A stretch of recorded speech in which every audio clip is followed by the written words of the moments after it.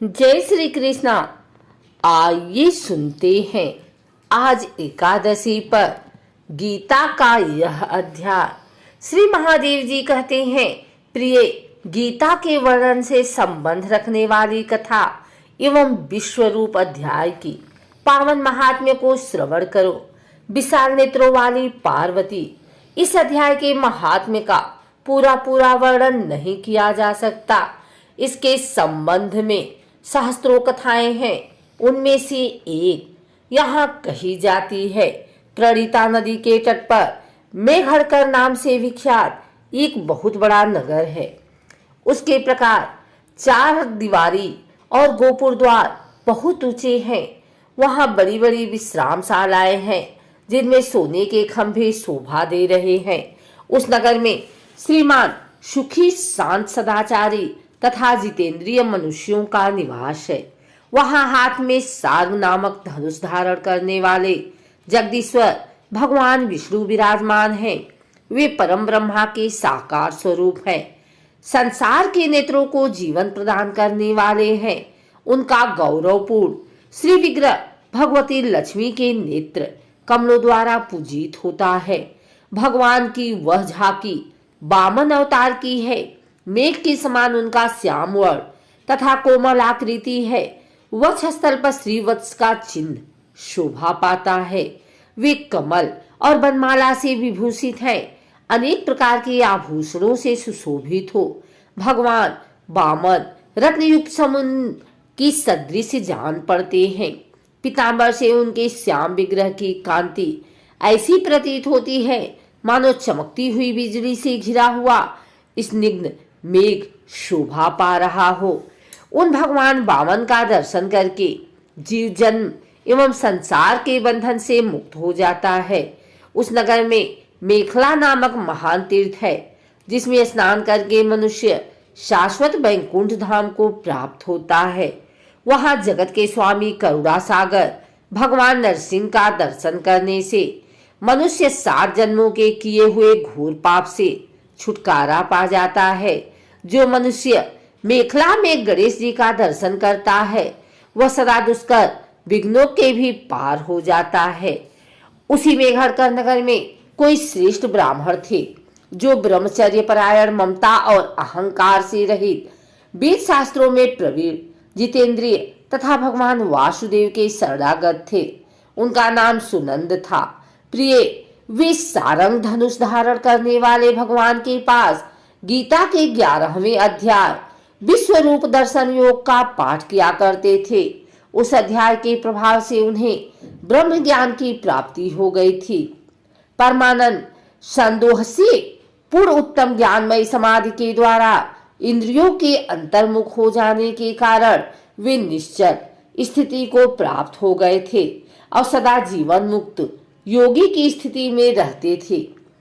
एक समय जब बृहस्पति सिंह राशि में स्थित थे, महायोगी सुनंद ने गोदावरी तीर्थ की यात्रा आरंभ की। विक्रमशः बिरज तीर्थ, तारा तीर्थ, कपिला संगम, अष्ट तीर्थ, कपिला द्वार, नरसिंहवन, अंबिकापुरी तथा कर स्थान पर आदि क्षेत्रों में स्नान और दर्शन करते हुए विवाह मंडप नामक नगर में आए। वहां उन्होंने प्रत्येक घर में जाकर अपने ठहरने के लिए स्थान मांगा, परंतु कहीं भी उन्हें स्थान नहीं मिला। अंत में गांव के मुखिया ने उन्हें एक बहुत बड़ी धर्मशाला दिखा दी। ब्राह्मण ने साथियों सहित उसके भीतर जाकर रात में निवास किया। सवेरा होने पर उन्होंने अपने को तो धर्मशाला के बाहर पाया, किंतु उनके और साथी नहीं दिखाई दिए। वे उन्हें खोजने के लिए चले। इतने में ही ग्रामपाल मुखिया से उनकी भेंट हो गई। ग्रामपाल ने कहा, मुनि श्रेष्ठ, तुम सब प्रकार से दीर्घायु जान पड़ते हो। सौभाग्यशाली तथा पुण्यवान पुरुषों में तुम सबसे पवित्र हो। तुम्हारे भीतर कोई लोकोत्तर प्रभाव विद्यमान है। तुम्हारे साथी कहाँ गए और कैसे इस भवन से बाहर हुए, इसका पता लगाओ। मैं तुम्हारे सामने इतना ही कहता हूँ कि तुम्हारे जैसा तपस्वी मुझे दूसरा कोई नहीं दिखाई देता। विप्रवर, तुम्हें किस महामंत्र का ज्ञान है? किस विद्या का आश्रय लेते हो? तथा किस देवता की दया से तुम्हें अलौकिक शक्ति आ गई है। भगवान कृपा करके इस गांव में रहो, मैं तुम्हारी सब सेवा शुश्रूषा करूंगा। यो कहकर ग्रामपाल ने मुनीश्वर सुनंद को अपने गांव में ठहरा लिया। वह दिन रात बड़ी भक्ति से उनकी सेवा टहल करने लगा। जब 7-8 दिन बीत गए, तब एक दिन प्रातः काल आकर वह बहुत दुखी हो महात्मा के सामने रोने लगा और बोला, हाय, आज रात में राक्षस ने मुझ भाग्यहीन के बेटे को चबा लिया है। मेरा पुत्र बड़ा ही गुणवान और भक्तिमान था।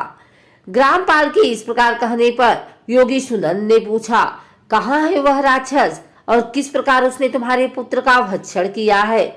ग्रामपाल बोला, ब्राह्मण, इस नगर में एक बड़ा भयंकर नरभक्षी राक्षस रहता है। वह प्रतिदिन आकर इस नगर के मनुष्यों को खा लिया करता था। तब एक दिन समस्त नगरवासियों ने मिलकर उसे प्रार्थना की, राक्षस, तुम हम सब लोगों की रक्षा करो, हम तुम्हारे लिए भोजन की व्यवस्था किए देते हैं। यहाँ बाहर के जो पथिक रात में आकर नींद लेने लगे उनको खा जाना। इस प्रकार नागरिक मनुष्यों ने गांव के मुखिया द्वारा इस धर्मशाला में भेजे हुए पथिकों को ही राक्षस का आहार निश्चित किया। अपने प्राणों की रक्षा के लिए ही उन्हें ऐसा करना पड़ा। तुम भी अन्य राहगीरों के साथ इस घर में आकर सोए थे, किंतु राक्षस ने उन सबों को तो खा लिया, केवल तुम्हें छोड़ दिया। द्विजोत्तम, तुम में ऐसा क्या प्रभाव है, इस बात को तुम ही जानते हो। इस समय मेरे पुत्र का एक मित्र आया था, किंतु मैं उसे पहचान न सका। वह मेरे पुत्र को बहुत ही प्रिय था, किंतु अन्य राहगीरों के साथ उसे भी मैंने उसी धर्मशाला में भेज दिया। मेरे पुत्र ने जब सुना कि मेरा मित्र भी उसमें प्रवेश कर गया है, तब वह उसे वहां से ले आने के लिए गया, परंतु राक्षस ने उसे भी खा लिया। आज सवेरे मैंने बहुत दुखी होकर उस पिशाच से पूछा, ओ दुष्टात्मा, तूने रात में मेरे पुत्र को भी खा लिया। तुम्हारे पेट में पड़ा हुआ मेरा पुत्र जिससे जीवित हो सके, ऐसा कोई उपाय यदि हो तो बता। राक्षस ने कहा, ग्रामपाल, धर्मशाला के भीतर घुसे हुए तुम्हारे पुत्र के न जानने के कारण मैंने भक्षण किया है। अन्य पथिकों के साथ तुम्हारा पुत्र भी अनजाने में ही मेरा ग्रास बन गया है। वह मेरे उदर में जिस प्रकार जीवित और रक्षित रह सकता है, वह उपाय स्वयं विधाता ने ही कर दिया है। जो ब्राह्मण सदा गीता के 11वें अध्याय का पाठ करता हो, उसके प्रभाव से मेरी मुक्ति होगी और मरे हुओं को पुनः जीवन प्राप्त होगा। यहाँ कोई ब्राह्मण रहते हैं जिनको मैंने एक दिन धर्मशाला से बाहर कर दिया था। वे निरंतर गीता के 11वें अध्याय का जप किया करते हैं। इस अध्याय के मंत्र से 7 बार अभिमंत्रित करके यदि वे मेरे ऊपर जल का छींटा दे तो निस्संदेह मेरा श्राप से उद्धार हो जाएगा। इस प्रकार उस राक्षस का संदेश पाकर मैं तुम्हारे निकट आया हूँ। ब्राह्मण ने पूछा, ग्रामपाल, जो रात में सोए हुए मनुष्यों को खाता है, वह प्राणी किस पाप से राक्षस हुआ है? ग्रामपाल बोला, ब्राह्मण, पहले इस गांव में कोई किसान ब्राह्मण रहता था। एक दिन वह अगहनी के खेत की क्यारियों की रक्षा करने में लगा था। वहां से थोड़ी ही दूर पर एक बहुत बड़ा गिद्ध किसी राही को मारकर खा रहा था। उसी समय एक तपस्वी कहीं से आ निकले, जो उसे राही को बचाने के लिए दूर से ही दया दिखाते आ रहे थे। गिद्ध उस राही को खाकर आकाश में उड़ गया।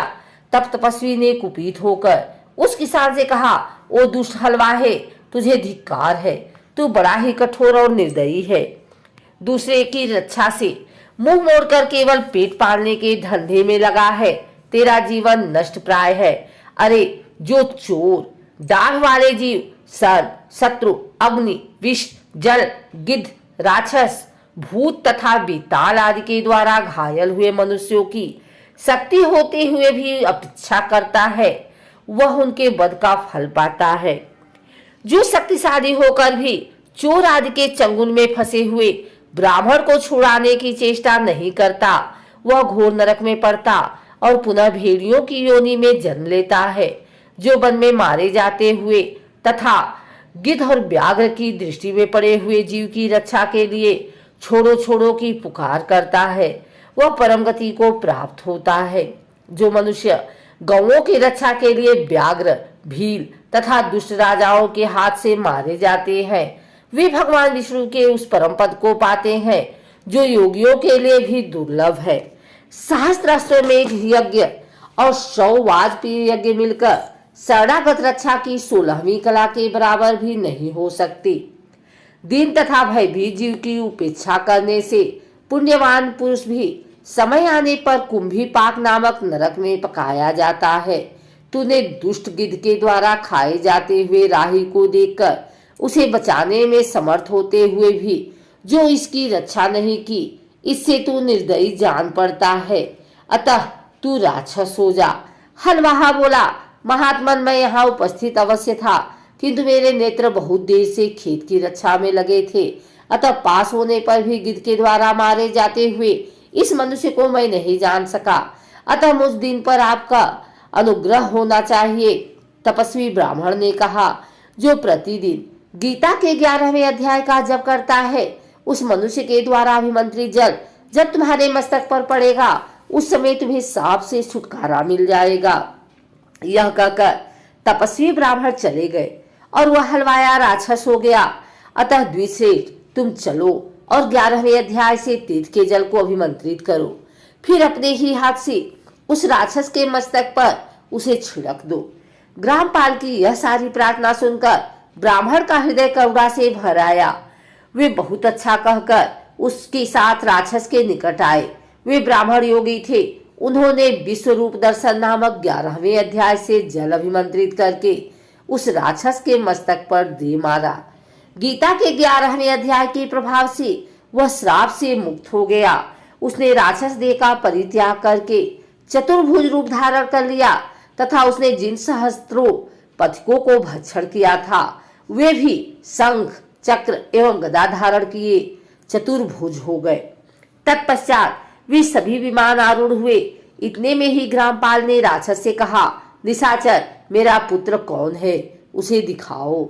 उसके योग कहने पर दिव्य बुद्धि वाले राक्षस ने कहा, ये जो तमाल के समान श्याम, 4 भुजाधारी, माणिक्यमय मुकुट से सुशोभित तथा दिव्य मणियों के बने हुए कुंडलों से अलंकृत है, हार पहनने के कारण जिनके कंधे मनोहर प्रतीत होते हैं, जो सोने के भुजबंधों से विभूषित, कमल के समान नेत्र वाले, स्निग्ध रूप तथा हाथ में कमल लिए हुए हैं और दिव्य विमान पर बैठकर देवत्व को प्राप्त हो चुके हैं, इन्हीं को अपना पुत्र समझो।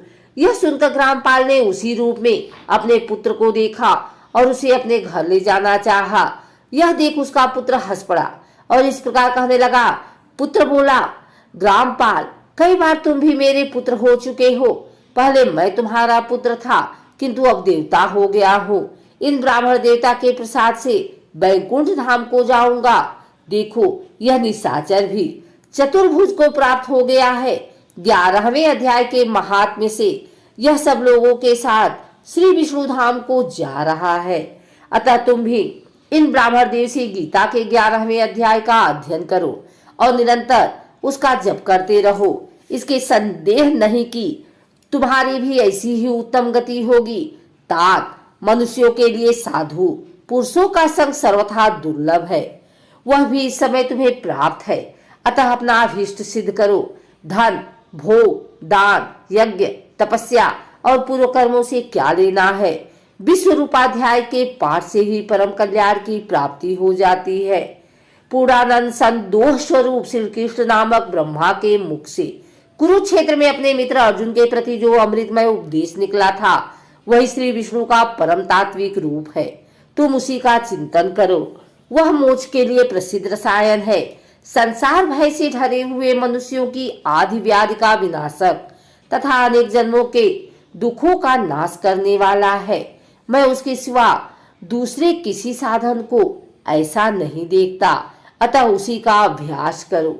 श्री महादेव जी कहते हैं, यो कहकर वह सबके साथ परम धाम को चला गया। तब ग्रामपाल ने ब्राह्मण के मुख से उस अध्याय को पढ़ा। फिर वे दोनों ही उसके महात्म्य से विष्णु धाम को चले गए। पार्वती, इस प्रकार तुम्हें 11वें अध्याय भागवत गीता की कथा सुनाई है।